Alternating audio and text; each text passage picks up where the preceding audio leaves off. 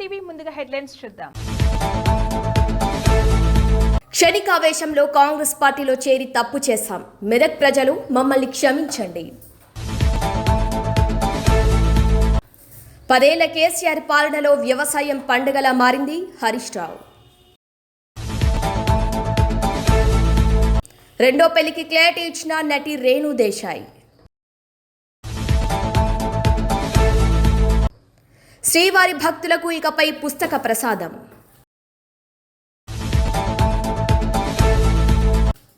అద్దంకి జగ్గారెడ్డికి కీలక బాధ్యతలు. హరీష్ కు మంత్రి ఉత్తమ్ స్ట్రాంగ్ కౌంటర్.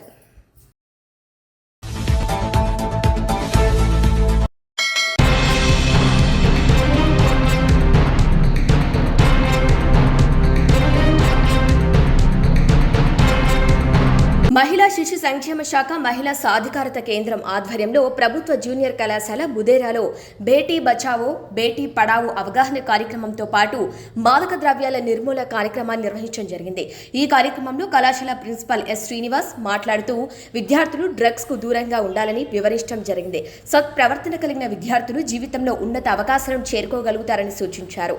అదేవిధంగా మహిళా సాధికారత కేంద్రం ఫైనాన్స్ స్పెషలిస్ట్ పి నర్సింహ్ను మాట్లాడుతూ బాలుల హక్కులు అదేవిధంగా మహిళలకు పోక్సో యాక్ట్ మరియు బాల్య వివాహాల నిషేధ చట్టం గురించి వివరించారు. ఈ కార్యక్రమంలో కళాశాల వైస్ ప్రిన్సిపల్ ఎం సిద్ధారెడ్డి మరియు అధ్యాపక బృందం, విద్యార్థులు తదితరులు పాల్గొన్నారు.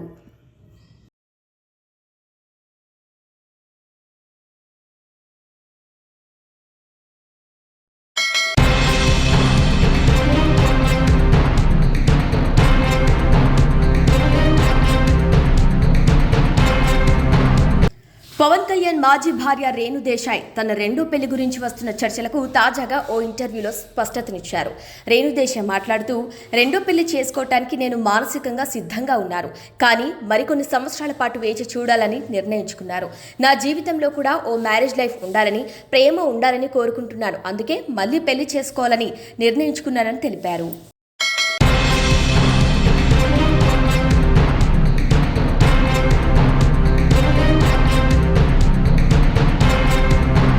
గత 19 నెలలుగా మెదక్లో మార్పు పేరు మీద దోపిడీ మొదలైంది. కాంగ్రెస్ పార్టీలో కార్యకర్తలకు కనీస ఆత్మ గౌరవం లేకపోవటమే కాకుండా అక్కడి నాయకులు, కార్యకర్తల కుటుంబ సభ్యులను కూడా దూషిస్తున్నారు.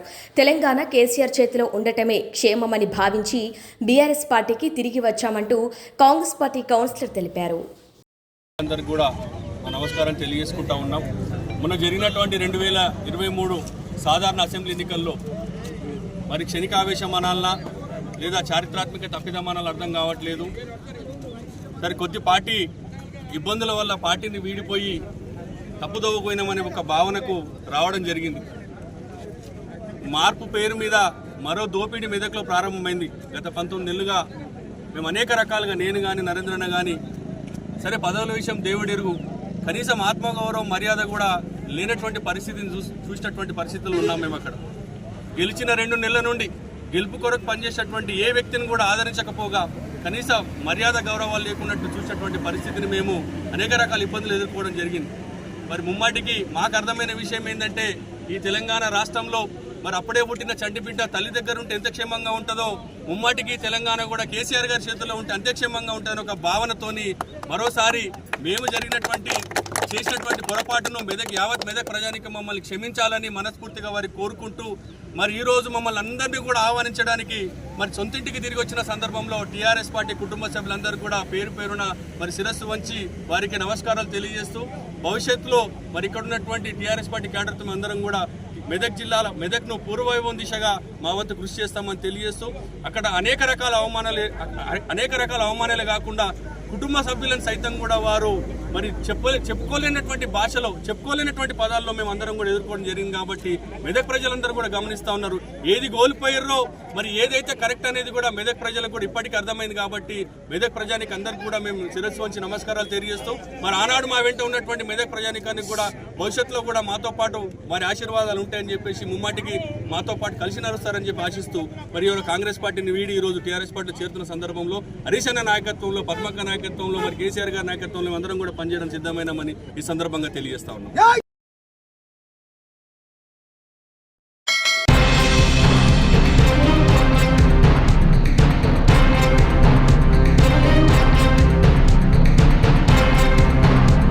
సంస్థాగత నిర్మాణమే లక్ష్యంగా కాంగ్రెస్ పార్టీ ఉమ్మడి జిల్లాలకు ఇన్ఛార్జీలను నియమించింది. అద్దంకి దయాకర్ కరీంనగర్, జగ్గారెడ్డి హైదరాబాద్, పొన్నం మెదక్, అడ్లూరి లక్ష్మణ్ వరంగల్, సంపత్ కుమార్ నల్గొండ, కుసుమ కుమార్ మహబూబ్ నగర్ కు ఇన్ఛార్జీలను నియమిస్తూ పీసీసీ చీఫ్ మహేష్ కుమార్ ఉత్తర్వులు జారీ చేశారు.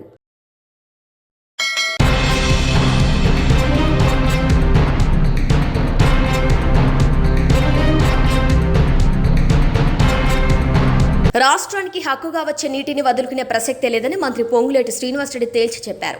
గత ప్రభుత్వం మన నీటి హక్కులను పక్క రాష్ట్రానికి తాకట్టు పెట్టింది. ప్రాణహిత చేవెళ్ల ప్రాజెక్టును చేవెళ్ల వరకు పొడిగించకుండా హైదరాబాద్లో ఆపారు.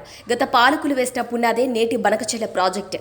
ఇందిరమ్మ ప్రభుత్వం ఉన్నంతకాలం చుక్క నీటిని కూడా వదులుకోమని వ్యాఖ్యానించారు.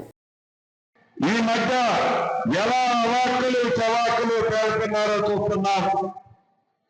ఆనాడు వారు అధికారంలో ఉన్నప్పుడు గోదావరి నీటిని కృష్ణాకి తరలించుకుపోయే కృష్ణా ప్రాంతానికి, ఆంధ్ర ప్రాంతానికి తరలించుకుపోయే కార్యక్రమానికి వారు మద్దతు ఎలా పలికారో మనకి తెలియంది కాదు. గోదావరి బేసిన్ నీటిని పెన్నా బేసిన్ నీటికి తీసుకెళ్లే కార్యక్రమానికి అసలు శ్రీకారం చుట్టిందే ఆనాటి ప్రభుత్వాలు, ఆ తరవారి సమక్షంలోనే జరిగింది. కానీ దాన్ని కట్టుపుచ్చి చేపల పులుసు తినొచ్చి మళ్ళీ ఈనాడు ఆ నిందంతా ఇందిరమ్మ ప్రభుత్వం మీద వేయాలని చూస్తున్నారు. ఏది ఏమైనా తెలంగాణ ప్రజలకు రావాల్సిన హక్కులు, తెలంగాణ ప్రజలకి, రైతన్నులకు రావాల్సిన ప్రతి నీటి చుట్టని ఈ ఇందిరమ్మ ప్రభుత్వంలో ఈ ప్రభుత్వం కట్టుబడి ఆ హక్కులలో ఒక్క చిక్కర్ చుట్టను కూడా ఈ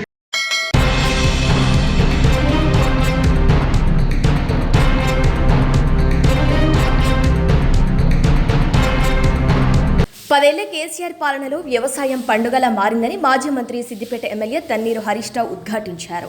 కేసీఆర్ పాలనలోని 10 ఏళ్లలో రైతులు ఆత్మహత్యలు గణనీయంగా తగ్గాయని చెప్పుకొచ్చారు. రైతు పక్షపాతిగా నిలిచిన కేసీఆర్ కు అభినందనలు తెలిపారు. బీఆర్ఎస్ పాలనపై కాంగ్రెస్ నేతలు బురద చల్లటమే పనిగా పెట్టుకున్నారని ధ్వజమెత్తారు. కాంగ్రెస్ కు నీటి విలువ తెలియటం లేదని హరీష్ రావు విమర్శించారు. కేసీఆర్ పై కక్షతో రైతులకు ముఖ్యమంత్రి రేవంత్ రెడ్డి శిక్ష వేస్తున్నారని హరీష్ రావు ఆరోపించారు. కన్నెపల్లి పంప్ హౌస్ నుంచి కన్నెపల్లి పంప్ హౌస్ నుంచి నీరు తీసుకోవచ్చని, కానీ రేవంత్ ప్రభుత్వం కావాలనే నిర్లక్ష్యంగా వ్యవహరిస్తోందని మండిపడ్డారు. ప్రభుత్వం స్విచ్ ఆఫ్ మోడ్లో ఉందని ఎద్దేవా చేశారు. మేడిగడ్డతో సంబంధం లేకుండా నీళ్లు తీసుకోవచ్చని అన్నారు. కాళేశ్వరం మోటార్లు ఆన్ చేసి రైతులకు నీళ్లు ఇవ్వాలని కోరారు. లేకపోతే తామే కన్నెపల్లి వెళ్లి మోటార్లు ఆన్ చేస్తామని హెచ్చరించారు. కేసీఆర్ ఆధ్వర్యంలో రైతులతో కలిసి వెళ్తామని హరీష్ రావు పేర్కొన్నారు. కోట్లకు రైతు బంద్ వేస్తుండ్రు. అప్పుడు పార్లమెంట్ ముంగటేసిండ్రు. ఇప్పుడు పంచాయతీ ఎలక్షన్లు వచ్చినాయని రైతు బంద్ వేస్తుండ్రు. అడిమిట 2 ఎగ్గొట్టిండ్రు. కేసీఆర్ ఏమో కరోనా ఉన్నా కష్టం ఉన్నా ఎమ్మెల్యేలకు మంత్రుల జీతాలు బంద్ పెట్టిండు. రైతు బంధు మాత్రం సకాలంలో ఇచ్చిండు మన కేసీఆర్. నాట్లకు కేసీఆర్ ఇస్తే ఓట్లకు రేవంత్ రెడ్డి ఇచ్చిండు. అంటే రైతులంతా అమాయకులు అనుకుంటుండు. మధ్యలో 2 ఎగ్గొట్టినా వాళ్ళు మర్చిపోతారు. ఇక ఇప్పుడు పైసలు వేయంగానే మళ్ళీ నాకే ఎత్తారు అనుకుంటుండ్రు. ఆయన ఎంత బాగుపడ్డాడో తెలియదా రైతులకు? యూరియా దొరకలేదు ఇవాళ ఊళ్ళల్లో పోతే. ఎకరానికి 1 బస్తా ఇస్తామంటుండ్రు. మళ్ళీ చెప్పులు లైన్లో పెట్టే కాలం వచ్చింది. ఇవాళ అన్ని విషయాలు కూడా మనకు అర్థమవుతా ఉన్నాయి. మీ అందరి చేరికతో నాకైతే సంపూర్ణమైన విశ్వాసం ఉంది. ఖచ్చితంగా మెదక్ జిల్లా పరిషత్ బీఆర్ఎస్ గులాబీ జెండా ఎగిరేస్తుంది. రేపు మెదక్ మున్సిపాలిటీ కూడా ఎప్పుడు ఎన్నికలు పెట్టినా గెలిచేది మన బీఆర్ఎస్ పార్టీ, ఎగిరేది మన గులాబీ జెండా. ఇవాళ అన్ని విషయాలు కూడా అర్థమైనాయి. పాలేందో నీళ్ళేందో తేలిపోయింది. ఇవాళ రేవంత్ రెడ్డి కూడా నేను ఎక్కడో మాట్లాడుతుండేదో మాట్లాడితే పేపర్లు చదువుతూ ఉంటాయి. కొంతమంది ఉద్యోగస్తులు తల్లిదండ్రులకు అన్నం పెడతలేరు, తల్లిదండ్రుల్ని మంచిగా చూసుకుంటలేరు అని చెప్పి వాళ్ళ జీతాల్లో 10%, 15% కట్ చేసే విషయాన్ని పరిశీలించండి అని ఆయన మాట్లాడినట్టుగా పేపర్లు వచ్చింది. సరే, అది మంచిదే. మరి నేను అడుగుతా రేవంత్ రెడ్డి, నువ్వు ఎన్నికల్లో 420 హామీలు ఇచ్చినావు, 6 గ్యారంటీలు అమలు చేస్తా అని చెప్పినావు, మొదటి సంతకం దాని మీదనే పెడతా అని చెప్పినావు, చట్టబద్ధత తెస్తా అని చెప్పినావు. అన్ని మాటలు చెప్పి అధికారంలోకి వచ్చినాక ఇవాళ నీ 420 హామీలు ఎగబెట్టినావు. నువ్వు అడ్డదారులు అధికారంలోకి వచ్చి ప్రజలకు ఇచ్చిన హామీలన్నీ మోసం చేసినావు కదా, మరి నీకు కూడా ఏం కోత పెట్టాలనో గది కూడా చెప్తే మంచిగుంటుంది. నీకు కూడా కోత పెట్టాలనా వద్దా? మొదటి ఏడాదిలో 6 గ్యారెంటీలు అమలు చేస్తాను, 100 రోజుల్లో 6 గ్యారెంటీలు అమలు చేస్తాను. మరి 420 హామీలు ఎగబెట్టి ప్రజలకు ఇచ్చిన హామీలను అమలు చేయనటువంటి రేవంత్ రెడ్డికి కూడా ఏం కోత పెట్టాలనో కూడా అది కూడా నువ్వే చెప్తే మంచిగుంటుంది. ఇలా ఏం మాట్లాడి అబద్ధాలు. నేను నిన్న ప్రెస్ మీట్ పెట్టి మన మెదక్కు కూడా కాళేశ్వరం నీళ్ళు వస్తాయి, మన చేగుంటకు వస్తాయి, మన రామాయణపేటకు వస్తాయి, మన హవేల్ గన్పూర్కు, మన నిజాంపేట మండలానికి వస్తాయి. మనకు కూడా కాళేశ్వరం నీళ్ళతో పంట పండింది, చెరువులు నిండినాయి. ఇవాళ నువ్వు మేడిగడ్డను 20 నెలలైనా రిపేర్ చేస్తలేవు. ఇలా కూలింది 2 పిల్లర్లు మాత్రమే, అవి కుంగినాయి గంతే. కానీ వీళ్ళ మెదడు మొత్తం కూలింది. నేనేం చెప్పినా, మేడిగడ్డ లేకపోయినా గోదావరి నదిలో నీళ్లు నడుస్తున్నాయి. కన్నెపల్లి పంప్ హౌస్లో మోటార్లు ఒత్తుతే మా నిజాంపేట మండలంలో చెరువులు నింపచ్చు, మా చేగుంటలో చెరువులు నింపచ్చు, మా రామాయణపేటకు నీళ్లు తీసుకుపోవచ్చు. మోటార్లు వస్తావా అని మనం మాట్లాడినాం. మాట్లాడితే ఆయన అంటాడు, హరీష్ రావు అన్ని అబద్ధాలే చెప్తుండు అన్నాడు. ఏది అబద్ధం ఉత్తమ్ కుమార్ రెడ్డి? ఏమనంటే ఒక స్టాండర్డ్ డైలాగ్స్, విషయం లేదు వాళ్ళ దగ్గర, నిజం మాట్లాడే ధైర్యం లేదు, విషయం పరిజ్ఞానం లేదు. కానీ ఓ స్టాండర్డ్ డైలాగ్ అన్ని అబద్ధాలే. నేను అడుగుతున్న ఉత్తమ్ కుమార్ రెడ్డి, ఏది అబద్ధాలు? శ్రీశైలంలో వరద వచ్చి 36 రోజులైంది, అబద్ధమా? నువ్వు కల్వకుర్తి మోటార్లు ఆన్ చేయలేదు అని నేను చెప్పిన ఈ విషయం అబద్ధమా? పోయిన సంవత్సరం తెలంగాణకు వాడుకోవాల్సిన నీళ్లు 65 టీఎంసీల నీళ్లను ఆంధ్రాకు చంద్రబాబు నాయుడుకి అప్పచెప్పి తెలంగాణలో పంటలు ఎండబెట్టింది, అబద్ధమా? ఇవాళ ఆంధ్రప్రదేశ్ ప్రభుత్వం అదే శ్రీశైలం నుంచి పోతిరెడ్డిపాడు గేట్లు ఎత్తి వాళ్ళేమో నీళ్లు తీసుకుపోతారు, నువ్వేమో కల్వకుర్తి మోటార్లు ఎత్తి తెలంగాణకు నీళ్లు ఇయ్యలేదనే మాట నేను చెప్పినా ఇది అబద్ధమా? ఇవాళ కన్నెపల్లిలో దాదాపు 1,00,000 క్యూసెక్కుల నీళ్లు గోదావరిలో ప్రవహిస్తున్నాయని చెప్పిన ఈ విషయం అబద్ధమా? ఏది అబద్ధం? పాలన చేతగాక, మోటార్లు ఎత్తి నీళ్లు ఇయ్య చేతగాక ఇవాళ అబద్ధము అనే ఒక పిచ్చి మాటలు మాట్లాడుతూ ఉన్నారు. దమ్ముంటే బహిరంగ చర్చకు రా, ఏడ మాట్లాడదామో మాట్లాడదాం. 1,00,000 క్యూసెక్కులు గోదావరిలో వారేది నిజం కాదా? పోతిరెడ్డిపాడు గేట్లు ఎత్తి ఆంధ్రోడు నీళ్లు తీసుకుపోయేది నిజం కాదా? ఇవాళ నువ్వు కల్వకుర్తి మోటార్లు ఎత్తక మా నాగర్ కర్నూలు జిల్లాను నువ్వు ఆగం చేస్తున్నది నిజం కాదా? ఆంధ్ర వాళ్ళు కృష్ణానదిలో అధికంగా నీళ్లు తీసుకుపోతుంటే గుడ్లప్పగించుకొని చూసి తెలంగాణకు అన్యాయం చేసింది నిజం కాదా? ఇట్లా చెప్పుకుంటూ పోతే చాలా విషయాలు ఉన్నాయి.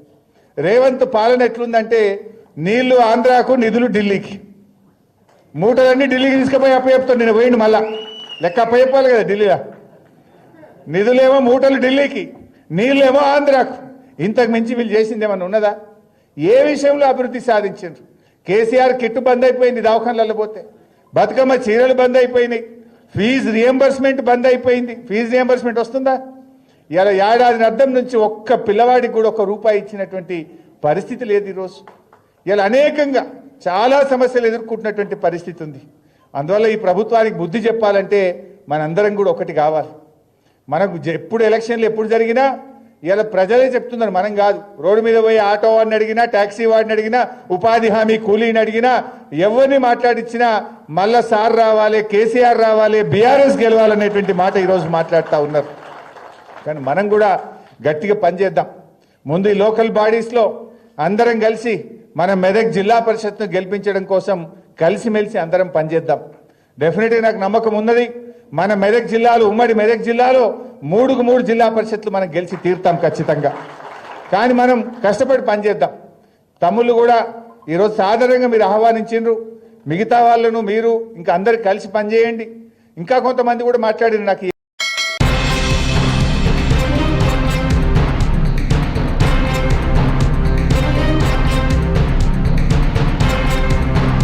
దేశవ్యాప్తంగా తిరుమల శ్రీ వెంకటేశ్వర స్వామి వారి వైభవాన్ని సామాన్య ప్రజలకు సైతం అర్థమయ్యేలా చిన్న సైజులో చేతి పుస్తకాల రూపంలో ముద్రించి ప్రజలకు పంపిణీ చేయడం ద్వారా ధార్మిక ప్రచారాన్ని ముమ్మరం చేయాలని తిరుమల తిరుపతి దేవస్థానం నిర్ణయించింది.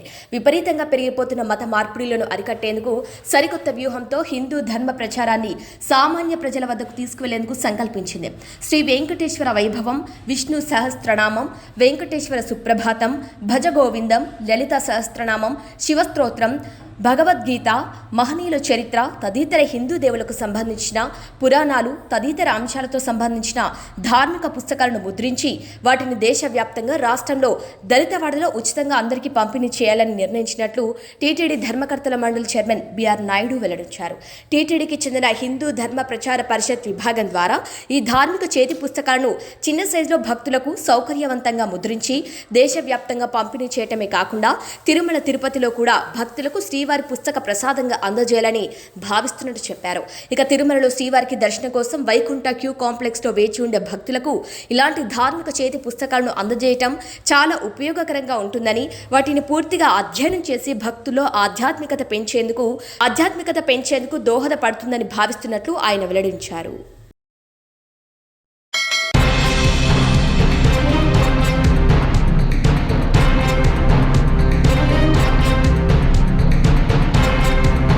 కల్వకుర్తి లిఫ్ట్ మోటార్లు ఆన్ చేయటం లేదన్న హరీష్ రావు విమర్శలకు మంత్రి ఉత్తమ్ కుమార్ కౌంటర్ ఇచ్చారు. ఏటా జూలై చివర ఆగస్టు 1న మోటార్లు ఆన్ చేస్తానన్నారు.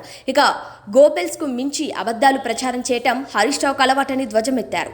కన్నెపల్లి పంప్ హౌస్ పై ఆయన కల్లిబొల్లి మాటలు నమ్మాల్సిన అవసరమే లేదన్నారు.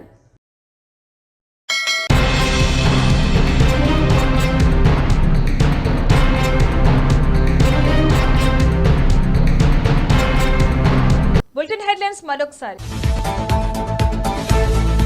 క్షణికావేశంలో కాంగ్రెస్ పార్టీలో చేరి తప్పు చేశాం. మెదక్ ప్రజలు మమ్మల్ని క్షమించండి. 10 ఏళ్ల కేసీఆర్ పాలనలో వ్యవసాయం పండుగలా మారింది హరీష్ రావు. రెండో పెళ్లికి క్లారిటీ ఇచ్చిన నటి రేణు దేశాయ్. శ్రీవారి భక్తులకు ఇకపై పుస్తక ప్రసాదం.